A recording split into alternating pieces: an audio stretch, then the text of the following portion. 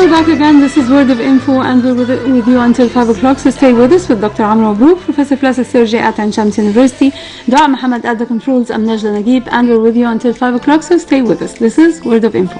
Hello, back again in Word of Info, and today we're talking about Ramadan. Yes, approaching in a few days. And we'd like to talk mainly about charity and Ramadan, because every month in Ramadan, all the people who are fasting and all the Muslims of the world are seeking for doing a good deed. And with fasting, of course, which is a very difficult type of worship, where people abstain from food and water and from all the loving things of life, from dawn till sunset voluntarily. They have nobody to watch them, nobody to guarantee that they did fast, except that this is something between them and God. So people could pretend that they are fasting while they are not. So the only one who knows whether they are really completely fasting is Allah or God Himself. So in this very spiritual worship, people get closer to the Almighty, and at the same time they feel that it is the right time for them to give up some of their belongings, some of their charity on this month in particular. And therefore today I think we should talk about charity and its coexistence with Ramadan and coexisting with the fasting act. And of course by charity or sadaqah, it includes two things: zakah, which is part or one of the pillars of the Islam, where you are ordered by God to pay 2.5% of your annual income or whatever you own for the good deeds, whether this is the government who is going to collect this money to spend it on the poor, or whether you are going to give it directly to the poor and in different aspects of spending. And then there is the sadaqah itself, which is more than the zakah. It is something that is totally voluntarily giving out from you, and it means righteousness, and it refers to the voluntary giving of alms, of charity. So it's the act of giving something to somebody without seeking a substitute in return, and with the intention, the only intention of pleasing the Almighty Allah. So today, talking about charity and Ramadan, let's have a break and do some more digging in this meaning. So back again, Word of Info, and you can call us at 257-89407. So back again, Word of Info and Ramadan charity. So charity is considered to be like sadaqah, and sadaqah is part of it is zakah, and part of it is sadaqat or sadaqah. And the word zakah occurred 30 times in the Quran, out of which 27 times is linked with the prayer, and 3 times it is said alone. However, the sadaqah, which is the non-obligatory charity, and its plural, the sadaqat, occur 13 times in the Quran, 5 times as sadaqah and 8 times as its plural. So the sadaqah is one of the things that are really welcome by the Muslims to pay for the pleasing, or for the act of pleasing of God. So when we're talking about the zakah, which is part of the obligation, it has to be given yearly, and it is calculated, easily can be calculated from all the money that you're having, and it has its rules. The sadaqah, the sky's the limit for it. And therefore the charity, or the idea of charity, will give us an example of how the Muslims, or how the Muslim people have been dealing with this subject for hundreds of years. There is a very famous and very important saying of the Prophet Muhammad ﷺ, when he said that when a man dies, everything that is related to this world for him is totally shattered except for 3 things.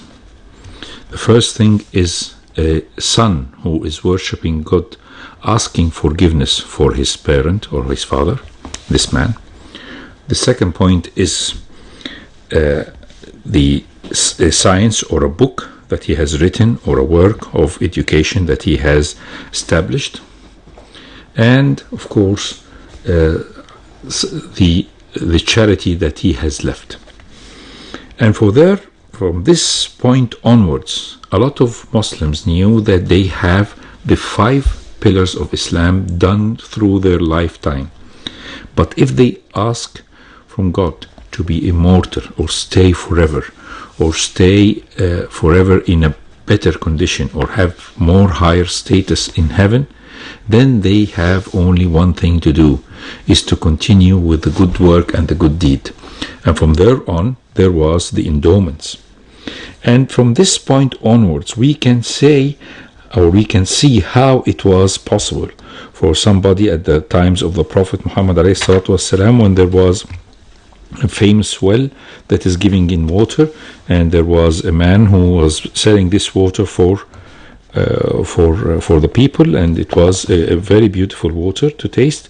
So a man, one of the friends of Prophet Muhammad ﷺ, decided to buy this well and give it as an endowment for the Muslims to drink, Muslims and Christians, anyone, to drink from it forever for free. So this is an endowment that goes on and on and on forever. So this was the first endowment in Islam at the Prophet's time. But onwards we can see how these people have modified it. They have modified it through different acts. They act by giving the poor money in his hands, or by giving food to the poor, or by teaching the poor, or teaching the needy, or teaching anyone for free. So the idea of education, there is an endowment in it. And then, of course, the supply of the pure water. The Arab Peninsula is hot and is devoid sometimes from good drinking potable water. And a lot of Islamic countries are in need, and everybody is in need of drinkable potable water. So the idea of having a sabil, or a place for giving beautiful and tasty water for free for the people, is part of these endowments. So when we look at for this in a place like Cairo, we'll see a great and a beautiful example of the endowments and the charity in Islam. So after the break, more about that. So back again, and charity in Ramadan. So there is a big difference between zakah and sadaqah. And zakah is, as I said, is a pillar of Islam.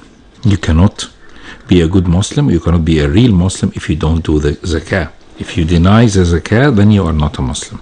And this was the main pillar of the rationale that Abu Bakr as-Siddiq has taken after the death of Prophet Muhammad, when the people came to him, said, we're not going to pay the zakah, so he fought them for that, because this means that you have left Islam.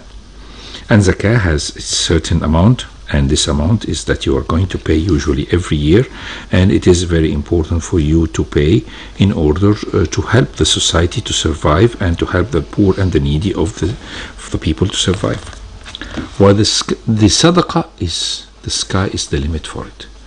And people who are, even I know of some people who are making a partnership with God. So they say, if I ever, for example, win £100, I will divide 50% to God and 50% to me, as if they are in partnership.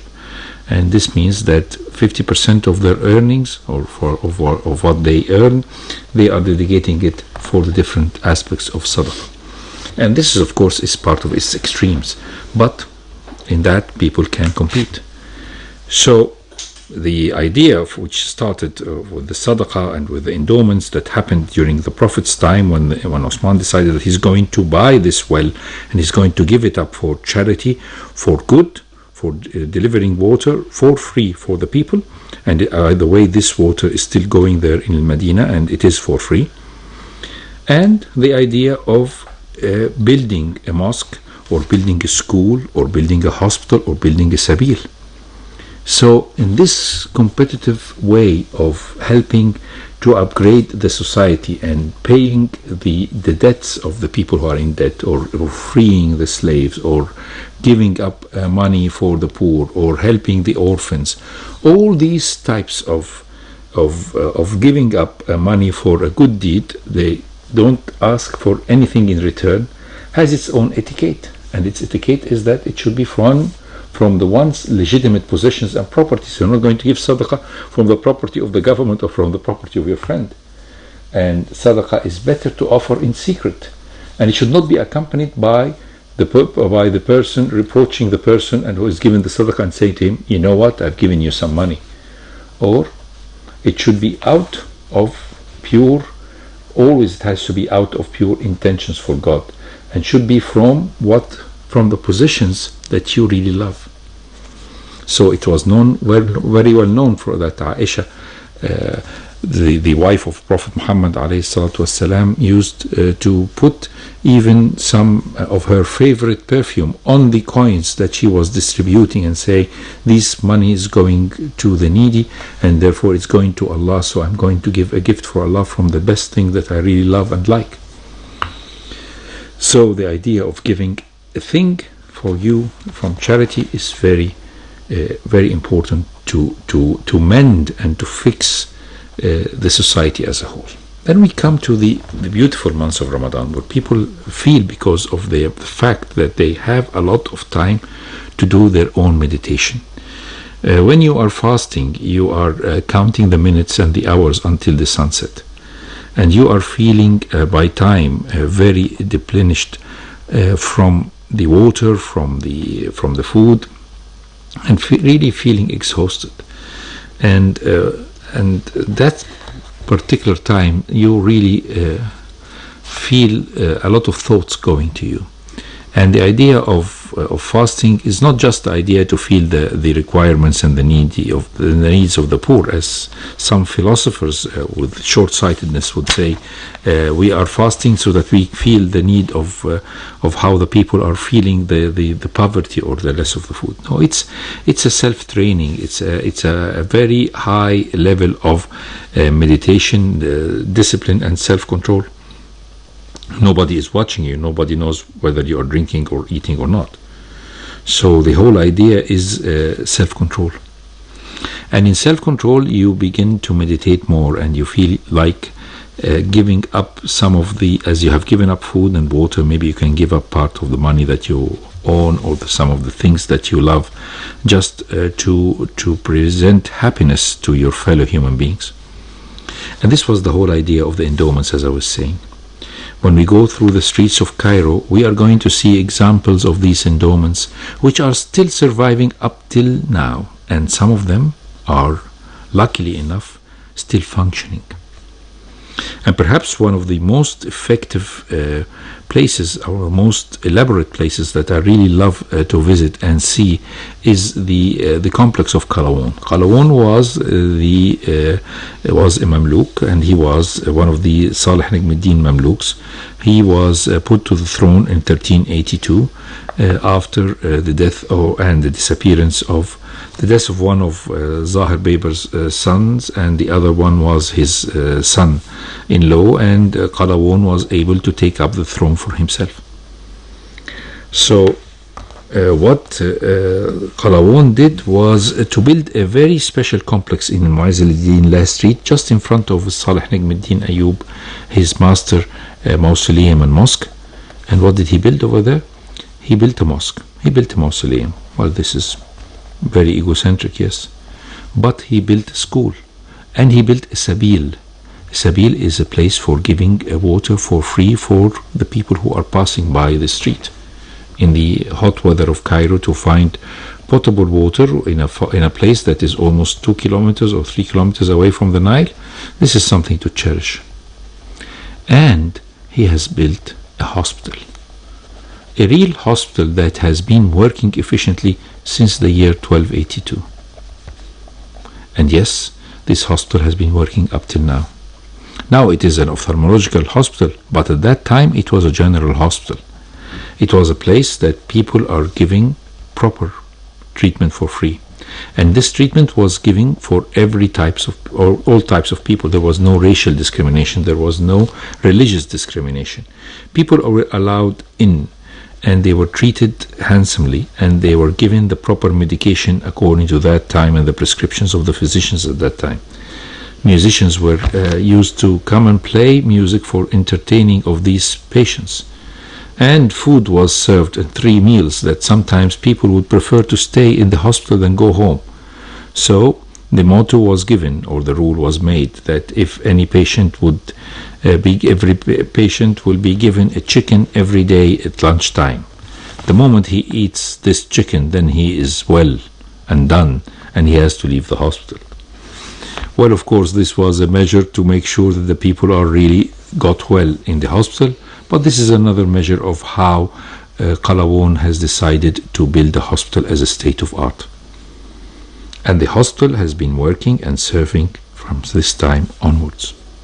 How the money has come is through endowments. Qalawun has given up some of his best lands, and the money that came out from this land was used to spend on the expenses of the hospital and of the Sabil and of the Kutab.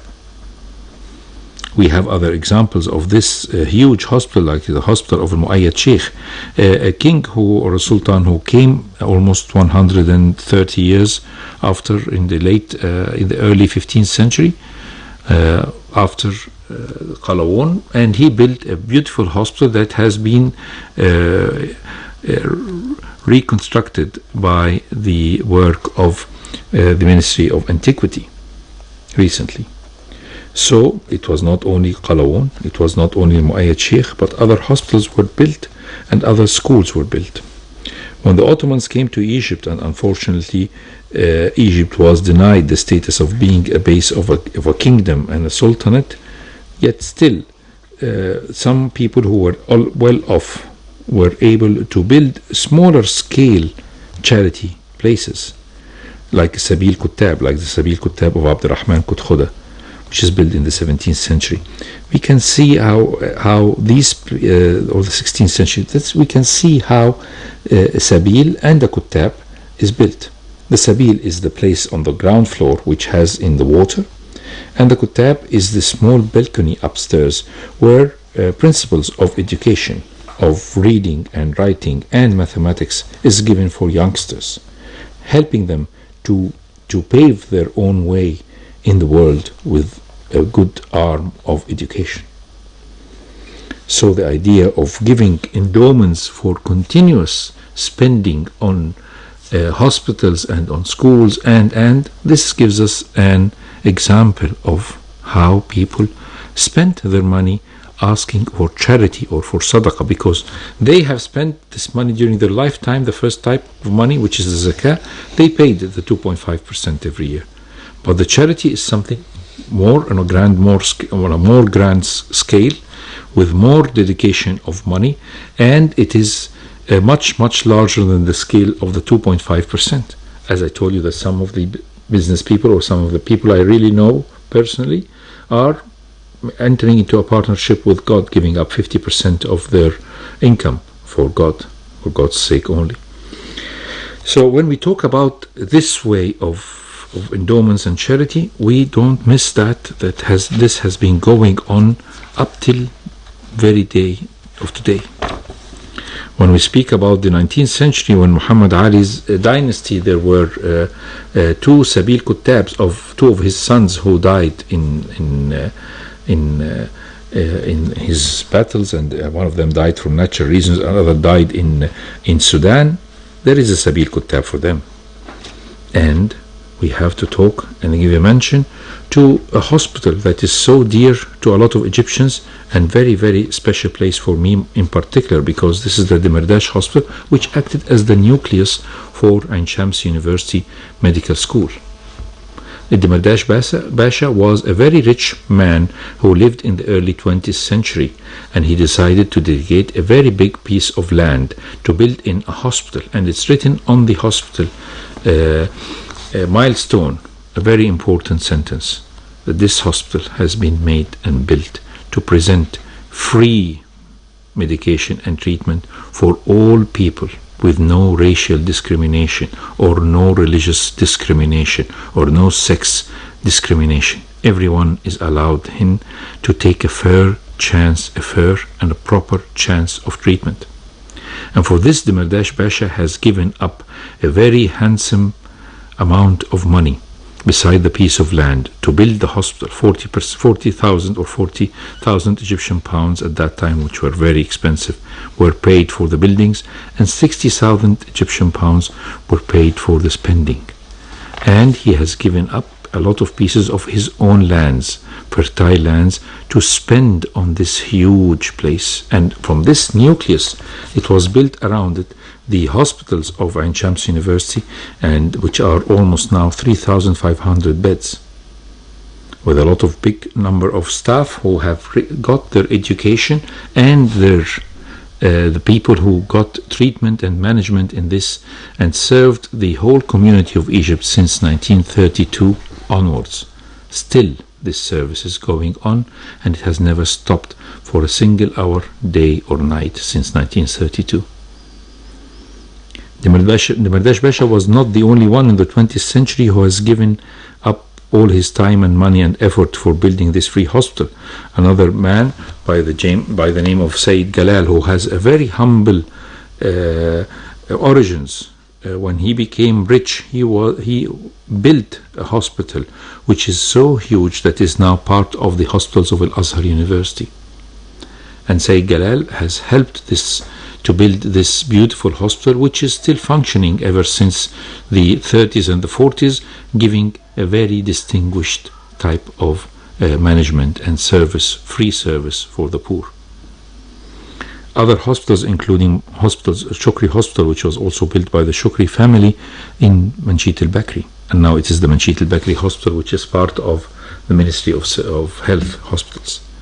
The hospital by the name of Al-Muwasa in Alexandria is one of the hospitals that has been built by an establishment. The establishment was made specially to collect endowments and to collect charity work from the people of Alexandria and the people of Egypt in order to build a huge, beautiful hospital that is still functioning up till today.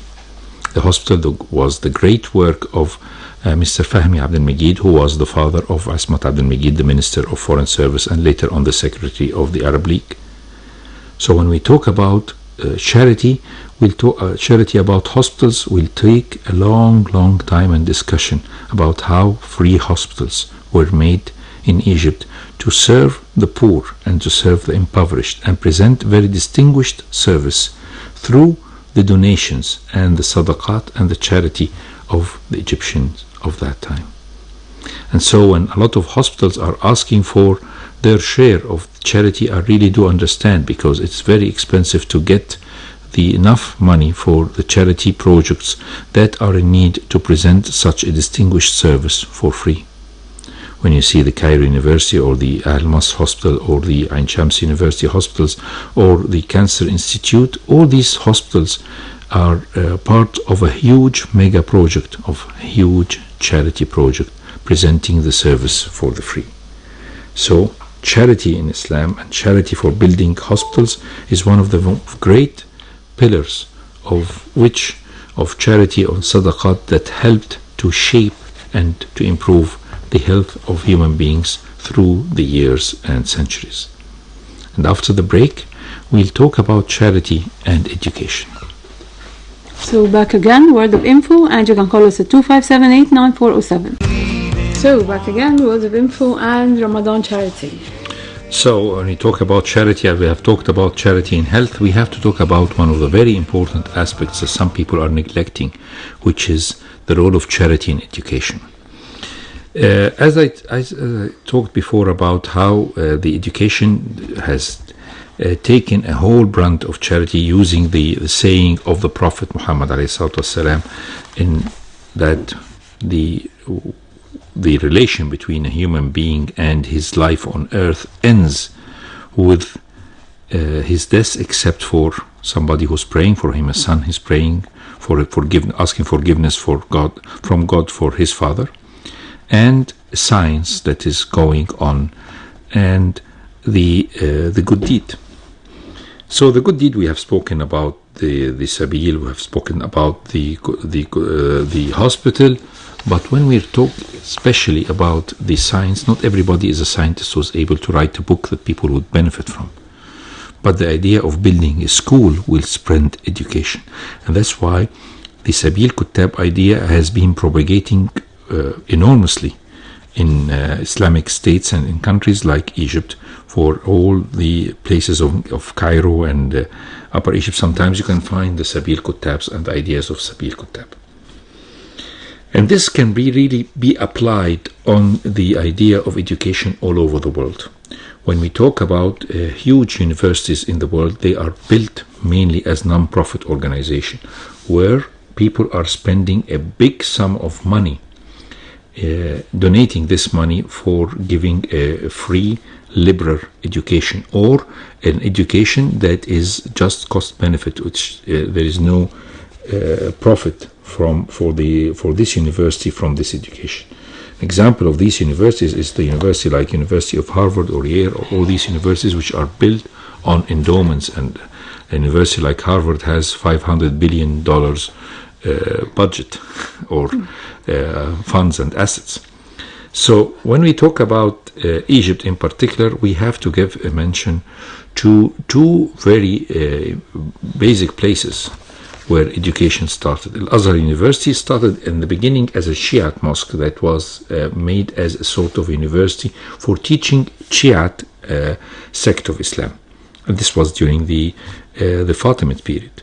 But after the Salah ad-Din came, the mosque was closed for some time, and then it was reopened, and it became a Sunni mosque and a Sunni university mosque for the education of Islam and the four sects of fiqh in this huge university. A lot of endowments were given to Al-Azhar University to supply food and lodging for the students who came from all over the Islamic world to get education.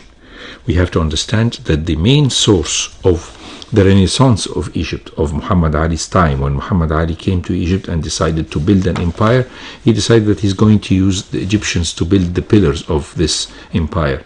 And he had to choose from the best equipped, intelligent human beings who were living in Egypt, the youngsters, to send them for scholarships abroad.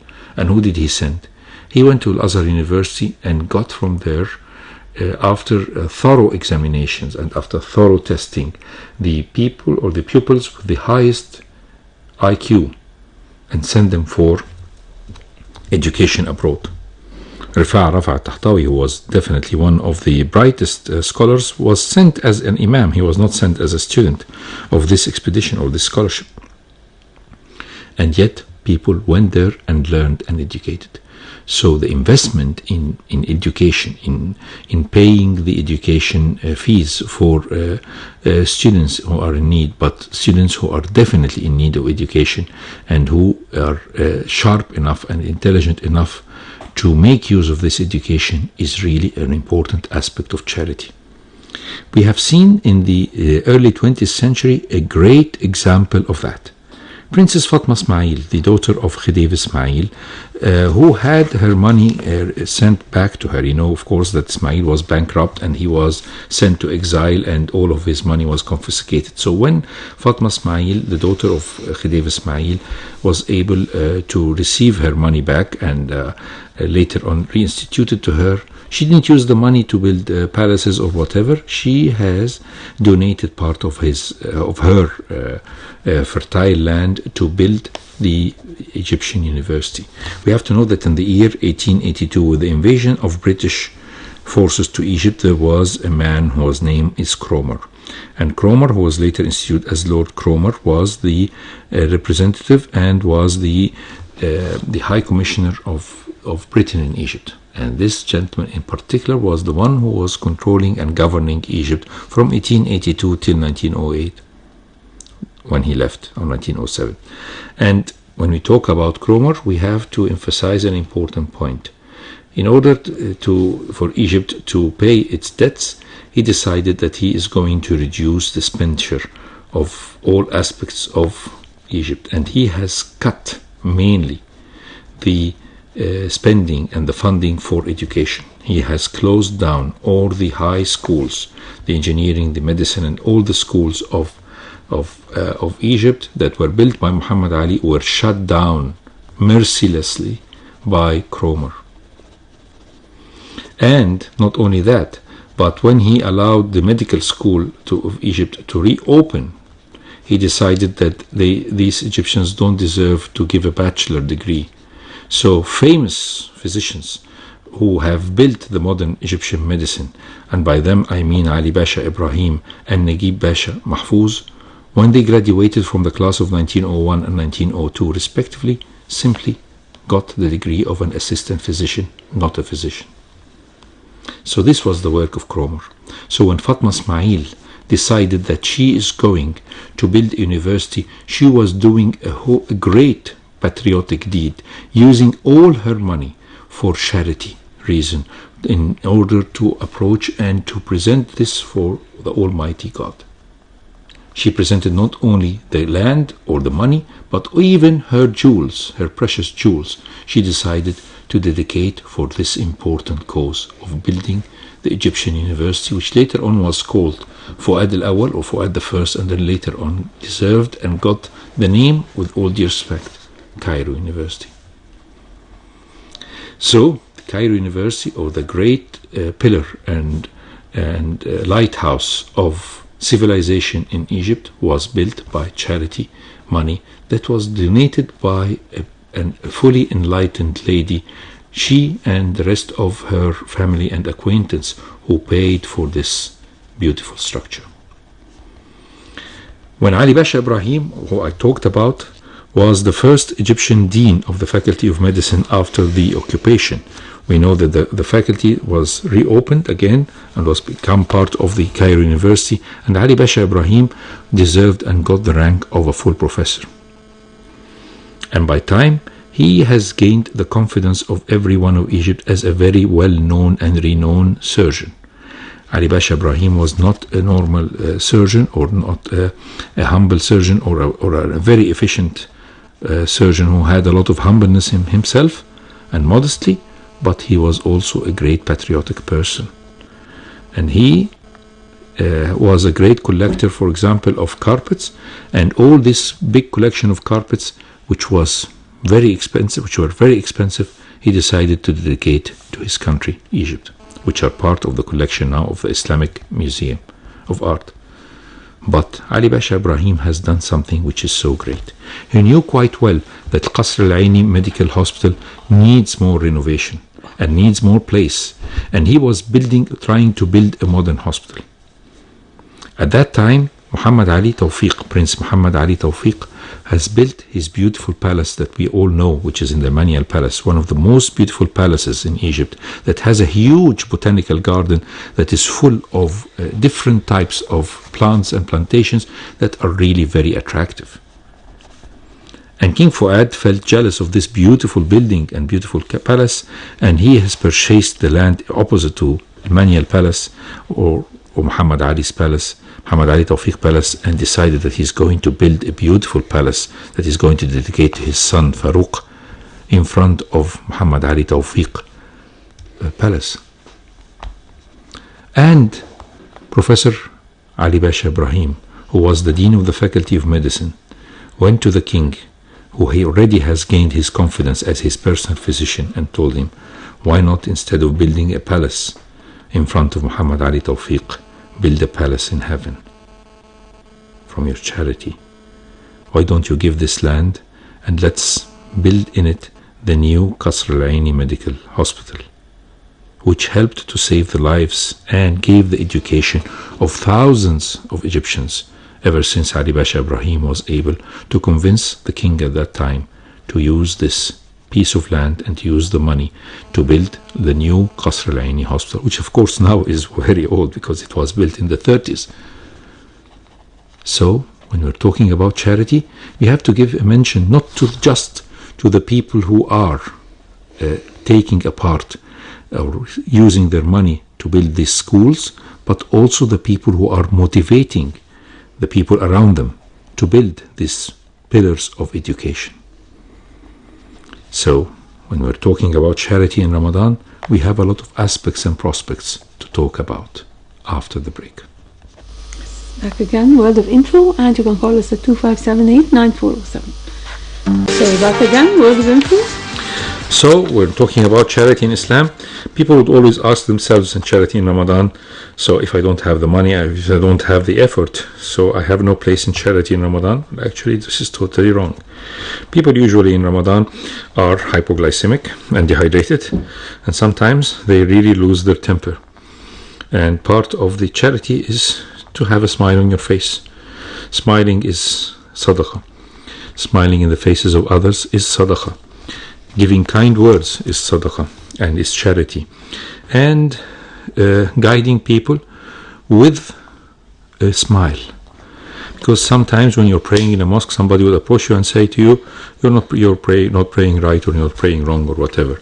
But the idea of giving an advice with a smile and helping people to reach the nirvana is very important. Yes. So, of course, what we are going to say, and always we have to do, is that in Ramadan is a very good timing for charity, and it is very important place and time for giving hope, not only for the needy, but also for our own selves, to find the reconciliation and the spirituality in times of prayers and meditation. And by this we come to the end of Word of Info with Dr. Amr Mabrouk, Professor of Plastic Surgery at Ain Shams University. Dr. Muhammad at the controls. I'm Nigib. See you next Thursday, same time, same station, FM 95.4.